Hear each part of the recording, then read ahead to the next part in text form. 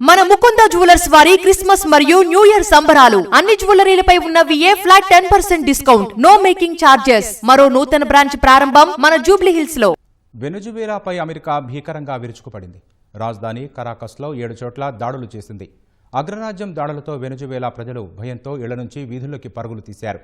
వెనుజువేలాలో drugs ముఠాల భరతం పట్టేందుకు భూతల దాడులు చేయనున్నట్లు ఇటీవల హెచ్చరిక చేసిన అగ్రరాజ్యం తాజాగా ఈ చర్యకు దిగింది.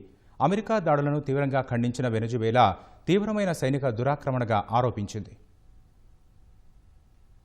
వెనిజువెలాలోని సైనిక స్థావరాలు, పౌర నివాసాలే లక్ష్యంగా అమెరికా దాడులు చేసింది. రాజధాని కరాకస్లో ఈ తెల్లవారుజామున 2 గంటల ప్రాంతంలో 7 చోట్ల దాడులు చేసింది. అగ్రరాజ్యం దాడులతో వెనిజువెలా ప్రజలు భయంతో ఇళ్ల నుంచి వీధుల్లోకి పరుగులు తీశారు. అగ్రరాజ్యం దాడులతో తన సైనిక స్థావరాల్లో విద్యుత్ సరఫరా నిలిచిపోయినట్లు వెనిజువెలా ప్రకటించింది. దాడులు జరిగిన ప్రదేశాల్లో పరిస్థితిని సమీక్షించడానికి చర్యలు చేపట్టినట్లు పేర్కొంది. అమెరికా దాడుల తర్వాత వెనిజువెలాలో జాతీయ అత్యవసర పరిస్థితి విధించారు. ఈ దాడులకు వ్యతిరేకంగా ప్రజలంతా ఐక్యం కావాలని వెనిజువెలా ప్రభుత్వం పిలుపునిచ్చింది. ఈ దాడులకు ముందు అమెరికా విమానయాన సంస్థలకు యుఎస్ ఫెడరల్ ఏవియేషన్ అడ్మినిస్ట్రేషన్ నోటం జారీ చేసింది. అమెరికా విమానాలు వెనిజువెలా గగనతలం గుండా వెళ్లొద్దని సూచించింది.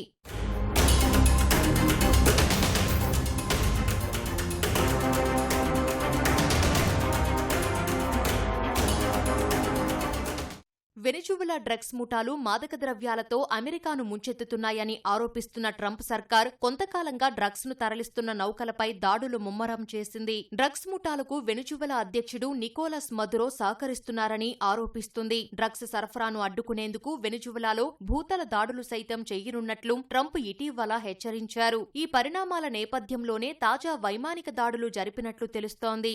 అమెరికా ఆరోపణలను వెనిజువెలా తీవ్రంగా ఖండించింది. డ్రగ్స్ ముఠాలతో ప్రభుత్వానికి ఎలాంటి సంబంధం లేదని పేర్కొంది. తమ దేశంలోని అపారమైన చమురు నిక్షేపాలను దక్కించుకునే కుట్రతోనే అమెరికా తమపై డ్రగ్స్ ఆరోపణలు చేస్తోందని వెనిజువెలా ఆరోపించింది.